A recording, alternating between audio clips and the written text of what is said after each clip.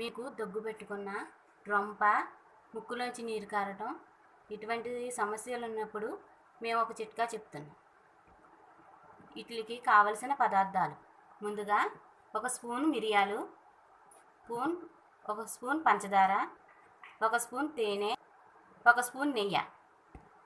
మిరియాల పొడిలో ఈ 4 ఒక గిన్నెలో వేసి కలుపుకొని పేస్ట్లా చేసుకొని ఒక స్పూన్ తీసుకుంటే మీకు రొంప, దగ్గు, ముక్కులోంచి నీరు కారటం అన్ని సమస్యలకు మంచి పరిష్కారం దొరుకుతుంది.